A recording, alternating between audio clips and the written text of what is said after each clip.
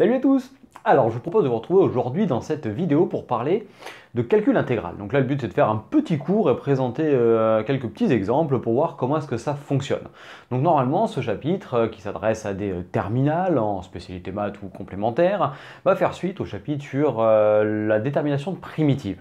Donc si sur les primitives, tu sens que tu es un petit peu fragile, que c'est pas évident pour toi de déterminer une primitive simple avec les formules de cours, tu peux aller voir les vidéos qu'on te propose ici. On t'en met en lien, on te les met aussi dans la description pour apprendre à déterminer une primitive, qu'elle soit usuelle ou avec les formules type U' exponentielle U, prime sur U ou ce genre de choses-là. Donc important de bien maîtriser ça avant de passer au calcul intégral. Donc là maintenant on va faire un petit point court et après on passe à d'autres exemples. Alors qu'est-ce que c'est que le calcul intégral et tout d'abord comment est-ce que ça se note? Donc voilà comment est-ce qu'on note le calcul intégral avec ce signe-là devant pour une fonction f qui est définie et continue sur un intervalle AB.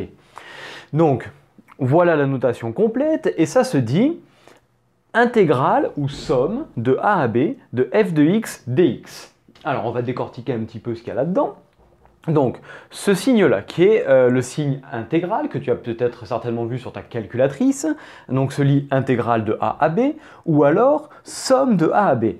Donc déjà ça doit te mettre un petit peu la puce à l'oreille puisque la somme tu l'as déjà abordée plus tôt dans ton cursus en maths au lycée, dans les suites par exemple, dans les statistiques ou dans les probas par exemple, l'espérance, la somme des XIPI. Mais avec un autre signe, le grand sigma en général avec qui t'es pas très copain quoi. Eh bien en fait, celui-ci de signe somme, c'est aussi une somme mais du monde continu, alors que celui que tu as vu jusqu'à présent, c'est la somme avec le sigma, pour k allant de 0 à n par exemple, c'est le signe somme du monde discret, c'est-à-dire celui où on peut venir dénombrer et compter le nombre d'éléments, c'est-à-dire que si j'ai la somme de 2 à 4, eh ben, j'ai la valeur k égale 2, k égale 3, k égale 4. Ici, si j'ai la somme de 2 à 4, eh bien, ça va prendre toutes les valeurs des réels entre 2 et 4, autant dire une infinité. Donc, il n'est pas possible de venir dénombrer le nombre d'éléments qu'il y a entre A et B. Bon, maintenant que ceci est fait, maintenant regardons ce signe dx. Qu'est-ce que c'est? Ce dx, tu l'as peut-être déjà rencontré en première dans ton cours sur la dérivation, où la dérivation que tu notais f' de x pouvait se noter aussi sous la forme de la notion de différentiel qui est d de f de x sur dx. En fait, cet élément est là pour te dire que ta variable c'est x. Donc on pourrait avoir le même type d'écriture avec f de t dt. En fait, c'est une variable muette et il s'avère que plus tard, dans le supérieur, tu vas te retrouver avec des fonctions de plusieurs variables, en physique par exemple, mais ailleurs, où tu auras du coup des intégrales avec plusieurs variables avec des dx, des y, des z ou encore d'autres choses. Donc voilà pour la notation. Maintenant, comment est-ce que ça se calcule ? Alors là, le but n'est pas de le démontrer, c'est juste de te dire ce que c'est et on a des ressources qu'on met à la disposition de nos élèves où tout ceci est démontré. Donc pour calculer l'intégrale de a à b de f de x dx, il faut commencer par déterminer une primitive de cette fonction petit f. Et je te rappelle que grand f est une primitive de petit f si et seulement si grand f' égale petit f, donc l'inverse de la dérivée en fait. Donc ici, grand f est une primitive de petit f et on note entre crochets, attention, ce ne sont pas des parenthèses, c'est un outil mathématique en fait qui te dit calcule l'image en b moins l'image en a, tout simplement. Donc en fait, l'intégrale entre a et b de f de x dx se calcule en faisant grand f de b moins grand f de a où grand f est une primitive de petit f. Maintenant, qu'est-ce que ça représente ?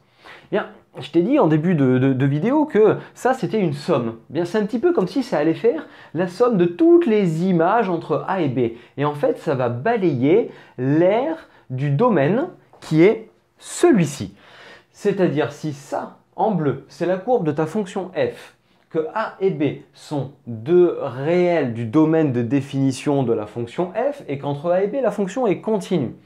Eh bien, l'intégrale qu'on a nommée I, qu'on a notée ici, eh bien, va représenter l'aire de ce domaine-là. C'est comme si, en fait, on faisait la somme de toutes les images entre A et B. Et donc, voilà ce que représente l'intégrale. Elle représente donc l'aire d'un domaine que l'on pourrait noter donc, avec X qui est compris entre A et B et le Y qui est compris entre 0 et f de x.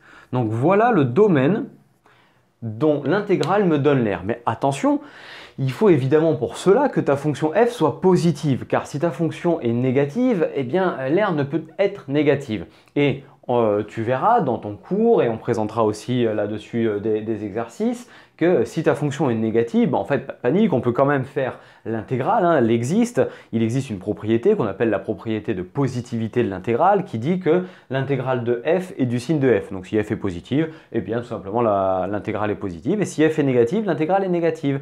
Donc en fait, si on veut avoir l'air, eh bien tout simplement pour une fonction négative, il s'agira de prendre la fonction qui est en dessous et de la remonter, et de faire l'intégrale de moins f, ou moins l'intégrale de f.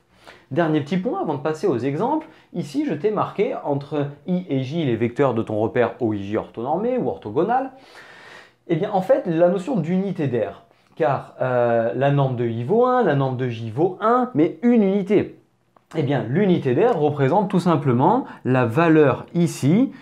Si par exemple i qui représente une unité dans l'exercice dans lequel tu es en train d'étudier ta fonction vaut 2 mètres et que j en vaut 3, et bien dans ce cas-là, l'unité d'air vaudra 2 mètres fois 3 mètres, donc 6 mètres carrés. Donc il faut juste faire attention dans les exercices concrets où on doit donner le résultat non pas en unité d'air mais en mètres carrés, centimètres carrés ou tout autre. Et bien en fait, il faut faire attention ensuite à la valeur que l'on donnera à i en disant unité vaut tant et une unité vaut tant. Donc cette notion d'unité d'air représente tout simplement ce que vaut i fois ce que vaut j qui te donne une unité d'air vaut tant. Donc en fait, la plupart du temps, dans les exos pas concrets, donc théoriques, on donnera le résultat tout simplement en UA pour dire unité d'air. Donc on récapitule. Une intégrale qui se dit somme de a à b ou intégrale de a à b de f de x dx, où ce signe-là, donc ce n'est que le signe somme du monde continu. Et dx représente l'élément différentiel qui te dit que la variable c'est x. Se calcule tout d'abord en déterminant une primitive de la fonction f entre a et b, puis en faisant l'image grand F de b moins grand F de a, et ce résultat va te donner la valeur de l'air comprise entre l'axe des abscisses, la courbe représentative de la fonction f si elle est positive, et les droites d'équation x égale a et x égale b. Donc, voilà ce qu'il en est pour un petit abrégé sur le cours des intégrales. Maintenant, on va passer aux exemples. Alors voici le premier exemple que l'on va aborder, qui est l'intégrale de 2 à 4 de 2x moins 3 dx. Donc en fait, là, on propose une fonction affine, dont la courbe représentative est une droite, et la primitive, enfin une des primitives est plutôt facile à trouver. On rappelle que primitive de 2x, c'est x carré, et primitive de 3, c'est 3x. Donc cette fonction est parfaitement définie sur R, donc elle est continue aussi, et elle est dérivable, tout va bien sur l'intervalle de 4, donc on a une fonction continue sur de 4, on peut donc faire une primitive et calculer l'intégrale.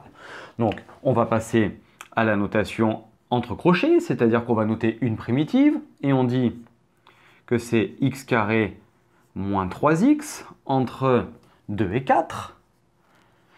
Et ensuite, je te rappelle que, comme on a vu en début de la vidéo, on remplace par en haut moins par en bas. Il faut faire attention juste au signe. Donc ça fait 4 au carré, moins 3 fois 4, moins, et je t'invite à mettre une petite parenthèse avant le calcul du moins, comme ça au moins tu ne te plantes pas sur tes signes. Ensuite, on a 2 au carré, moins 3 fois 2.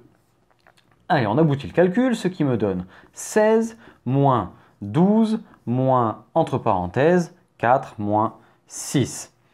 Allez, on simplifie tout ça et ça nous donne 6 et on va mettre le résultat en unité d'air. Donc voilà ce que vaut la première intégrale. Et je te propose pour le premier exemple de venir faire un petit lien avec cette représentation dans le plan de l'intégrale, c'est-à-dire l'aire du domaine défini entre l'axe des abscisses, la courbe de la fonction 2x moins 3, puis les droites d'équation x égale 2 et x égale 4. Donc on a fait en sorte d'avoir une fonction qui était positive sur l'intervalle de 4 pour pouvoir avoir l'aire. Et quand on regarde et qu'on trace la fonction, donc en bleu, on a tracé y est égal à 2x moins 3.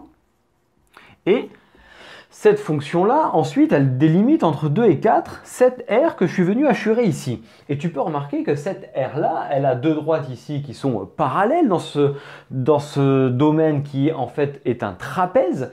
Et l'aire du trapèze, essaie de te souvenir un petit peu ce que c'est, sinon je te le rappelle là, c'est la hauteur fois la petite base plus la grande base, tout ça divisé par 2, ou encore un demi de hauteur fois petite base plus grande base.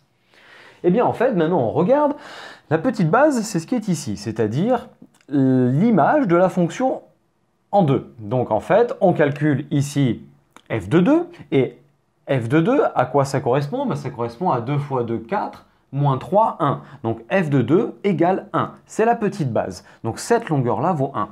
Puis ensuite, ici, on fait la même chose. La grande base, c'est l'image de la fonction en 4. Donc on calcule f de 4 avec cette fonction-là, et on trouve 5. Ce qui fait que la grande base, grand B, vaut 5. La hauteur, ben, c'est l'écart entre les deux bases. Étant donné qu'on va de 2 à 4, eh bien, il y a 2 d'écart. Ce qui fait que la hauteur vaut 2. Et on calcule l'aire du trapèze avec autre chose que le calcul de l'intégrale ici, mais avec la considération géométrique du collège que tu connais. Donc en fait, ça fait 1/2 fois hauteur, facteur de petite base plus grande base, ce qui me donne 6. Lorsqu'on simplifie ça, les deux s'en vont et 5 et 1, ça fait 6. Et tu vois bien que les résultats sont les mêmes. Donc en fait, tu pourrais très bien faire du calcul intégral sans savoir calculer en fait la notion de primitive et faire intervenir ça dans des cas particuliers évidemment. Et d'ailleurs, tu peux aller voir une de nos vidéos qu'on te met ici en lien là-haut avec la méthode des rectangles. Et tu verras que cette méthode-là va te permettre de déterminer une approximation de l'aire sous la courbe en faisant plein de rectangles sous la courbe représentative de la fonction. Allez, je m'étale pas plus et on passe au deuxième exemple. Donc voilà le deuxième exemple que je te propose qui est l'intégrale de 1 à 2 de 2 sur 3x moins 1 dx. Donc déjà on regarde 3x moins 1, ça admet comme valeur interdite 1/3, c'est pas dans l'intervalle 1,2, tout va bien, la fonction est continue sur l'intervalle 1,2. Maintenant il faut commencer par déterminer une primitive de cette fonction. On peut faire une petite parenthèse là-dessus. Ici, vu qu'en bas c'est une fonction affine, donc en fait un degré 1, eh bien, il faut qu'en haut, a priori, on ait u' et qu'on converge vers la forme qui va être u' sur u, avec ici u de x qui est égal à 3x moins 1. Donc forcément, en partant de u de x égale 3x moins 1, on va avoir u' de x égale 3. Bon, eh bien, c'est pas le cas. Nous, en haut, on a 2. Donc, du coup, pour déterminer la primitive, une primitive de cette fonction-là, on va devoir modifier un petit peu l'écriture de la fonction f qui est à l'intérieur de l'intégrale. Et le 2 qui ne nous arrange pas, ben, on va l'extraire et on va marquer au numérateur ce que l'on voudrait, c'est-à-dire 3. 3 et en bas, ça ne change pas, c'est la fonction 3x moins 1. Donc, 3x moins 1. Mais il est clair que ça, c'est pas égal à ça. J'ai multiplié par 3. Pour compenser ça, il faut que je divise par 3. Et ce coefficient qui est ici va rester dans la primitive qu'on va faire et en fait on va avoir u' sur u mais fois 2/3. Donc je te rappelle que u' sur u lorsque u est positif, et c'est le cas sur 1, 2, 3x moins 1 est positif, ça admet pour primitive quelque chose de la forme ln de u. Donc on passe maintenant à la notation entre crochets, ce qui me fait 2/3 fois, et bien maintenant on a ln de 3x moins 1.